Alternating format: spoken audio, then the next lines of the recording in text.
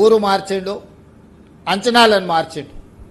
దాంతో గత ఆనవాళ్లను లేకుండా చేయడం ద్వారా ప్రాణహిత చెవెళ్ల పేరును కాళేశ్వరం ప్రాజెక్టుగా మార్చి తుమ్మిడిహెట్టి దగ్గర కట్టాల్సిన ప్రాజెక్టును మేడిగడ్డకు, అన్నారంకు, సుందిళ్లకు మార్చి 38,000 కోట్ల రూపాయల ఉన్న అంచనాను 1,50,000 కోట్లకు దాదాపుగా పెంచడం జరిగింది. తద్వారా రాజకీయ ప్రయోజనం, ఆర్థిక ప్రయోజనం, తనకు తాను ప్రచారం కల్పించుకోవడానికి అవసరమైన అన్ని రకాల తప్పిదాలు చేయడం. దాంతో 2016లో మొదలుపెట్టిన మేడిగడ్డ ప్రాజెక్టు 2019లో పూర్తి చేసినామని ప్రారంభించడం జరిగింది. ఆ రోజు పెద్ద ఎత్తున ప్రపంచంలోనే ఒక అద్భుతం, ఈ అద్భుతమైన కట్టడాన్ని ప్రపంచంలో ఎవరు కట్టలేదు అని చెప్పి ప్రచారం కల్పించుకోవడమే కాకుండా ఆనాటి గవర్నర్ నరసింహన్ గారిని మభ్యపెట్టి అబద్ధాలను వారికి చెప్పి వారే ఇక్కడికి వచ్చి ఇది కాళేశ్వరం కాదు, హరీష్ రావు గారి పేరు హరీష్ రావు గారు కాదు కాళేశ్వరరావు అని ఒక గవర్నర్తోనే ఇక్కడ అబద్ధాలు చెప్పించారు. ఆనాడు జరిగిన పనులను అన్నిటిని చూసి ఇది అద్భుతమైన కట్టడం అనే ఒక భ్రమలు కల్పించే ప్రయత్నం చేసి 2018-19 ఎన్నికల సందర్భంగా రాజకీయ ప్రయోజనం పొందిండ్రు. ఆ తర్వాత 2020లోనే ఈ మేడిగడ్డ బ్యారేజ్లో లీక్లు ఉన్నాయి, లేకపోతే నిర్మాణ లోపం ఉందని ఆనాటి ఇంజనీర్లు లేఖలు రాయడం జరిగింది. ఎలాంటి సంస్థకు పట్టించుకోలే, నిర్వహించలేదు. చివరికి 2023 అక్టోబర్ నవంబర్లో పూర్తిగా కుప్పగూలిపోయింది మేడిగడ్డ. ఆ తెల్లారే వెళ్ళి ఇక్కడ ఇంజనీర్ పోలీస్ స్టేషన్లో కంప్లైంట్ కూడా చేయడం జరిగింది. అన్ని దాచిపెట్టి 2023 ఎన్నికల్లో ప్రయోజనం పొందాలనుకున్నప్పుడు ప్రకృతి కేసీఆర్ యొక్క అవినీతిని, అహంకారాన్ని, దుర్మార్గమైన ఆలోచనను ప్రకృతే గుర్తించి పూర్తిగా ఇక్కడ ప్రాజెక్టు దెబ్బతిని దాచిపెట్టినా మూసిపెట్టినా దాగని నిజాన్ని ప్రకృతే బయటికి తీసుకొచ్చింది. ఆ రోజు నాతో పాటు శ్రీధర్ బాబు గారు, ఇతర మిత్రులు, రాహుల్ గాంధీ గారు ఇక్కడికి పర్యటనకు వచ్చి ఇక్కడ జరిగిన అంశాలను ప్రపంచానికి చెప్పడం జరిగింది. ఆ ప్రభుత్వం అధికారంలో ఉన్నప్పుడే ప్రాజెక్టులో సమస్యలు రాగానే ఎన్డీఎస్ఏ పర్యటించి 2023 నవంబర్ 1 తారీఖు నాడు ప్రాథమిక నివేదిక ఇచ్చింది. డిజైన్లలో లోపం ఉంది, నిర్మాణంలో లోపం ఉంది, నాణ్యతలో లోపం ఉంది, నిర్వహణలో కూడా లోపం ఉంది. కాబట్టి దీన్ని పూర్తి స్థాయిలో సాంకేతికంగా విశ్లేషించిన తర్వాతనే ముందుకు వెళ్తాం. ఈ ప్రాజెక్టుల మీదలో నీళ్లు నింపడం కూడా ప్రమాదకరము అని చెప్పి ఎన్డీఎస్ఏ మొట్టమొదటి నివేదిక చంద్రశేఖరరావు గారు ముఖ్యమంత్రిగా ఉన్నప్పుడే ఇచ్చారు. అప్పుడు కూడా ఎదురుదాడి చేసిండ్రు తప్ప తక్షణమే చర్యలు తీసుకోవడానికి ప్రయత్నం చేయలే. ఆ తర్వాత విజిలెన్స్ అండ్ ఎన్ఫోర్స్మెంట్ నివేదిక ఇచ్చింది. ఆ తర్వాత ఎన్డీఎస్ఏ పూర్తి స్థాయి నివేదిక ఇచ్చింది. ఆ తర్వాత కాంగ్రెస్ పార్టీ అధికారంలోకి వచ్చిన తర్వాత విచారణకు జ్యుడిషియల్ కమిషన్ ఇస్తే పీసీ ఘోష్ గారు 645 పేజీల రిపోర్ట్ సవివరంగా ప్రభుత్వం వైపు నుంచి పొలిటికల్ ఎగ్జిక్యూటివ్ చేసిన తప్పులు, ఎగ్జిక్యూటివ్ ఆఫీసర్స్ చేసిన తప్పులు, నిర్మాణ సంస్థ చేసిన తప్పులు, ఇందులో అంచనాలను పెంచి ఏ విధంగా దోసుకున్నారు సంపూర్ణంగా నివేదిక ఇచ్చారు. చంద్రశేఖరరావు గారిని, హరీష్ రావు గారు 119 మంది నాకు తెలిసే అధికారులను, వివిధ ప్రతినిధులందరినీ కూడా ఇందులో ఎవరెవరైతే ఉన్నారో వాళ్ళందరినీ కూడా విచారణ చేసి వాళ్ళకి సరైన విధంగా వివరణ ఇచ్చుకోవడానికి కూడా పూర్తిగా అవకాశం కల్పించి విచారణ చేసి నివేదిక ఇచ్చిండ్రు. ఆ నివేదిక మీద అసెంబ్లీలో చర్చ చేసి మేము కేంద్ర ప్రభుత్వానికి దీంట్లో multi agencies, multi states issues ఉన్నాయి, ఫైనాన్షియల్ ఇన్స్టిట్యూషన్స్ ఇన్వాల్వ్మెంట్ ఉన్నది, ఒక రాష్ట్ర ప్రభుత్వం పరిధిలో ఉండే విచారణ సంస్థలు విచారణ చేస్తే సంపూర్ణమైన విచారణ జరగదు అని చెప్పి శాసనసభలో సుదీర్ఘమైన చర్చ చేసి ప్రతిపక్షాలందరికీ అవకాశం ఇచ్చి అందరితో చర్చించిన తర్వాతనే రాష్ట్ర ప్రభుత్వం సిబిఐ విచారణకు సంపూర్ణంగా విచారణ చేయండి, ఇందులో బాధ్యులందరినీ శిక్షించండి అని పంపించడం జరిగింది. ఇప్పటికి దాదాపుగా 8 నెలలు దాటి 9 నెలలు కావస్తుంది. కేంద్ర ప్రభుత్వం సిబిఐ విచారణను ఇంతవరకు ఆదేశించలేదు. గతంలో కేంద్ర మంత్రి కిషన్ రెడ్డి గారు మీ వల్ల కాదు, మీరు చెయ్యరు, మీకు విచారణ చేసే సామర్థ్యం లేదు, సిబిఐకి ఇస్తే 48 గంటల్లో కేసీఆర్ను, హరీష్ను జైల్లో పెడతాము, మాకు ఇవ్వండి అని కేంద్ర మంత్రిగా వారు డిమాండ్ చేయడం జరిగింది. మరి ఈరోజు మేము సిబిఐ విచారణకు ఆదేశించి దాదాపుగా 9 నెలలు కావస్తుంది. కేంద్ర ప్రభుత్వం దీని మీద స్పందించకపోవడం వల్ల ఈ మధ్యకాలంలో మరొక లేఖ రాసినాం మేము, మీరు విచారణను తక్షణమే చేపట్టండి, దీనికి సంబంధించి ఇంకా ఆలస్యం అవుతుంది, ముందుకు వెళ్ళాలి, ఎవరెవరైతే ఇందులో తప్పిదాలకు పాల్పడ్డారో వాళ్ళందరినీ శిక్షించాల్సిన అవసరం ఉంది. ఇందులో ఉన్న అధికారులు కొంతమంది రిటైర్ అయిపోతున్నారు, కొంతమంది రకరకాల పరిస్థితుల వల్ల తప్పించుకునే ప్రమాదం ఉన్నది, తక్షణమే విచారణ చేయండి అని చెప్పి ఈ మధ్యకాలంలో మరొక లేఖ రాయడం జరిగింది. ఈ నేపథ్యంలో ఈరోజు విచారణ చేసి ఇందులో ఉన్న వాళ్ళని శిక్షించడం ఒక కోణమైతే, వేల కోట్ల రూపాయలు 1,50,000 కోట్ల రూపాయల అంచనాలతోటి ఇప్పటికే 1,00,000 కోట్ల రూపాయలు కాంట్రాక్టర్లకు చెల్లించడం జరిగింది. ప్రాజెక్టుల మీద 1,00,000 కోట్లు ఖర్చు పెట్టిన కాళేశ్వరం ప్రాజెక్టు ఇప్పటి వరకు 1,00,000 ఎకరాలకు కూడా నీళ్లు ఇవ్వలేకపోయినాము. ఇప్పటి వరకు 2019లో ప్రారంభించిన ప్రాజెక్టు 2023 వరకు 162 టీఎంసీలను మాత్రమే ఇందులో నుంచి లిఫ్ట్ చేయడం జరిగింది. 20 టీఎంసీలు ఎవాపరేట్ అయిపోయినాయి.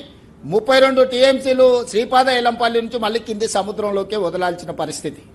సో కాళేశ్వరం మీద 1,00,000 కోట్ల రూపాయల ఖర్చు పెడితే ఇప్పటి వరకు నికరంగా 1,00,000 ఎకరాలకు కూడా నీళ్లు ఇవ్వలేకపోయినాము. అట్లని 1,00,000 కోట్లు ఖర్చు పెట్టిన ప్రాజెక్టును గాలికి వదిలేసే పరిస్థితి లేదు.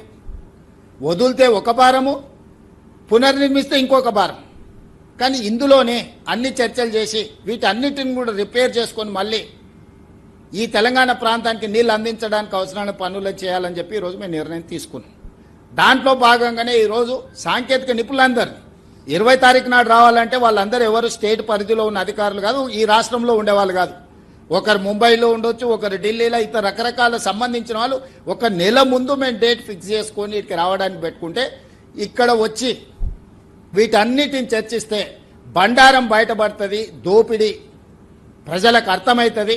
సాంకేతిక నిపుణులు పర్యటించిన తర్వాత ఇందులో ఉన్న లోపాలను గుర్తిస్తారని ఇదే రోజు రాజకీయ మీటింగ్ వాళ్ళు ఆ పక్కన పెట్టుకున్నారు. ఈరోజు సాంకేతిక నిపుణులందరూ వస్తారు. మేము ఒక పొలిటికల్ విజిట్ కాదు, ఇది ఎక్స్పర్ట్స్ విజిట్. ఎక్స్పర్ట్స్ విజిట్లో పొలిటికల్ ఎగ్జిక్యూటివ్స్ మేమందరం ఇన్వాల్వ్ అయినాం. మా ప్రోగ్రాం తెలిసి అతి తెలివితేటలతోటి ఈరోజు ఆ పక్కన మీటింగ్ పెట్టుకున్నారు. వాళ్ళు మీటింగ్ పెట్టుకుంటే మేము అనుమతి ఇవ్వకుండా ఊరుకోలేదు. మీరు ఏమైనా పెట్టుకోండి, నిజాలు అనేది ప్రజలకు తెలుస్తాయి కదా. ఇప్పుడు మా మీద ఎదురుదాడి. మేము ఈ మధ్యకాలంలో రాసిన లేఖ వల్ల కేంద్ర ప్రభుత్వంలో ఒక కదలిక వచ్చి, నేను కేంద్ర ప్రభుత్వానికి మిగతా దగ్గరలో కూడా ఒకవేళ మీరు తక్షణమే సిబిఐ విచారణకు ఆదేశం చేయకపోతే తొందరలోనే ఆందోళన కార్యక్రమాన్ని ప్రకటిస్తాం కాళేశ్వరం నుంచి అని చెప్పి వాళ్లకు సమాచారం పంపడం జరిగింది. దాంతో బెంబేలెత్తి ఈరోజు విచారణకు ఆదేశిస్తారేమని చెప్పి హడావిడిగా హరీష్ రావు గారు, వినోద్ రావు గారు ఢిల్లీకి పరిగెత్తి బీజేపీ నాయకుల కాళ్ళు పట్టుకోవడానికి ఈరోజు ఢిల్లీ పర్యటనకు పోయినరు. ఒక పక్కన బ్రహ్మాండం బదలవుతుంది, ఇక జీవన్ రెడ్డి గారు వచ్చారు, మాకు జీవంటోన్ దొరికింది, ఇంకా మా కండలు పెరుగుతాయి, మేము అధికారంలోకి వస్తాం అని ప్రగల్భాలు పలుకుతే, అంత పెద్ద జీవంటోన్ మీకు దొరుకుతున్నప్పుడు మీరు ఢిల్లీకి ఎందుకు పరిగెత్తాల్సి వచ్చింది? పొద్దున్నే లేచి చెప్పకుండా నిజంగానే మీరు మీ కేసుల కోసమైనా ఇంకో దానికోసమైనా మీరు ప్రజలెందుకు చెప్పలేదు? ఒక రాజ్యసభ సభ్యుడు, శాసనసభలో ఉపనాయకుడు, ఓ ఇంపార్టెంట్ లీడర్ ఢిల్లీ పర్యటన ఉంటే రహస్యంగా ఎందుకు పెట్టినరు? మీడియా కనిపెట్టి హరీష్ రావు గారు బీజేపీ వాళ్ళని కలవనికబోతున్నాడని మీడియా బయట పెట్టేట వరకు మీరు ఎలాంటి ప్రకటన చేయకుండా దాచిపెట్టినట్టే మీ ఉద్దేశం ఏంది? ఎంతకాలం బీజేపీని ప్రసన్నం చేసుకొని సిబిఐ విచారణ జరగకుండా మీరు ఆపుకుంటారు? ఈ రకంగా తప్పించుకోవాలని చూడడము, లేకపోతే బీజేపీని అడ్డం పెట్టుకొని అవినీతిని కాపాడుకోవాలని ఆలోచన ఏదైతే ఉన్నదో భవిష్యత్తులో చూస్తూ ఊరుకోము. ప్రభుత్వం కూడా నిర్దిష్టమైన కార్యాచరణతో ముందుకు వస్తుంది.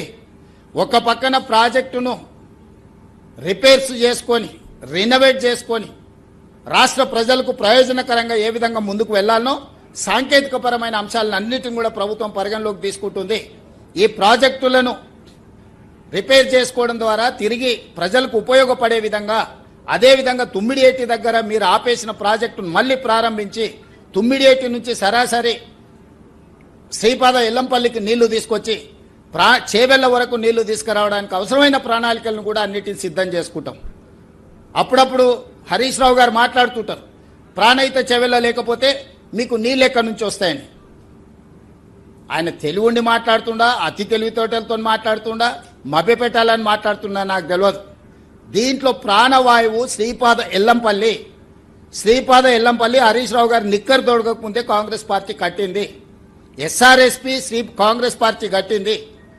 ఈరోజు మేడిగడ్డ నుంచి నీళ్ళెత్తి అన్నారంలో పోసి, అన్నారంలో నుంచి నీళ్ళెత్తి సుందిళ్ళలో పోసి, సుందిళ్ళ నుంచి నీళ్ళెత్తి శ్రీపాద ఎల్లంపల్లిలో పోయాలి.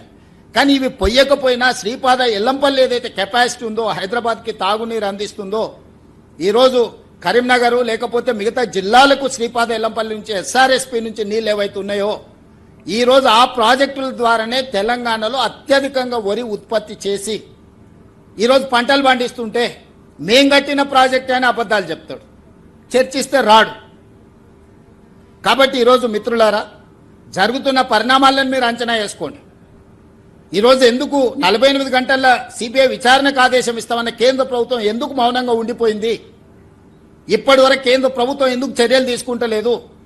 మేము పదే పదే రిమైండర్లు రాసినా ఎందుకు కేంద్ర ప్రభుత్వం స్పందిస్తలేదు? ఈరోజు ప్రధానమంత్రి గారు, కేంద్ర హోంమంత్రి గారు ఇక్కడికి వచ్చినప్పుడల్లా కేసీఆర్ గారి కుటుంబానికి కాళేశ్వరం ఏటీఎంగా మారింది, 1000 కోట్ల రూపాయలు కొల్లగొట్టిందని మాట్లాడిన మాట వాస్తవం కదా?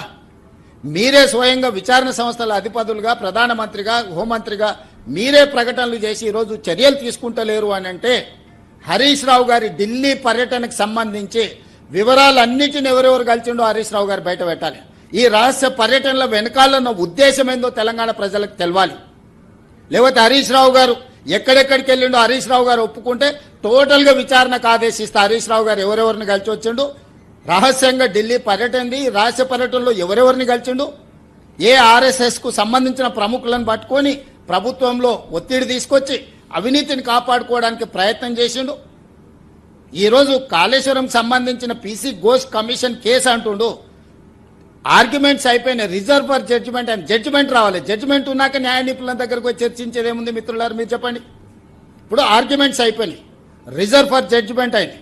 పోయిన వారమే జడ్జిమెంట్ ప్రకటించాల్సింది, జడ్జిమెంట్ పూరా తయారు కాలేదు, మేము 22 తారీఖు నాడు జడ్జిమెంట్ ప్రకటిస్తామని చెప్పారు. ఇప్పుడు చర్చలకే, ఇప్పుడు వాదించడానికే కేసు లేదు కదా.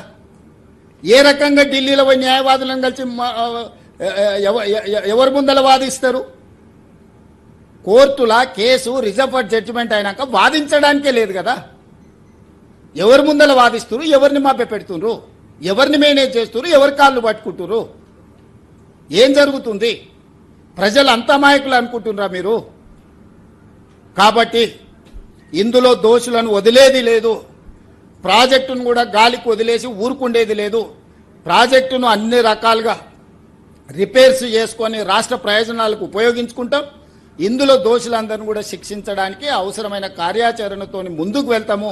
ఈ వివరాలన్నిటిని కూడా మీడియా మిత్రులు ఈరోజు చూసారు. అక్కడ జరుగుతున్న టెస్టులు కానీ, బోర్స్ కానీ, లేకపోతే అక్కడ తీసుకుంటున్న మొత్తం వివరాలను వీటన్నిటిని దృష్టిలో పెట్టుకొని తెలంగాణ ప్రజలకు వాస్తవాలను అన్నిటిని కూడా వివరించాల్సిందిగా మీడియా మిత్రులను కోరుకుంటూ, మీరు ఇక్కడి నుంచి ఇటే హైదరాబాద్ పోకుండా అక్కడ బహిరంగ సభ ఉంది, శ్రీధర్ బాబు గారు పెద్ద ఎత్తున సభ ఏర్పాటు చేసి రైతుల కోసం, రైతులకు రైతు భరోసా 2వ విడత 2200 కోట్ల రూపాయలు ఈరోజు వాళ్ళ ఖాతాల్లో వేయబోతున్నాం. వ్యవసాయాన్ని పండుగ చేసే ప్రయత్నంలో భాగంగా అక్కడ వేలాది మంది రైతులు ఎదురు చూస్తున్నారు. మీరందరూ కూడా రైతుల పిల్లలే కాబట్టి దయచేసి అక్కడికి వచ్చి అది కూడా చూసి అందులో పాల్గొని ఈ వ్యవసాయాన్ని పండుగ చేయాల్సిందిగా కోరుకుంటూ మీ అందరి దగ్గర సెలవు తీసుకుంటున్నాను. అన్నీ అక్కడ చెప్తా.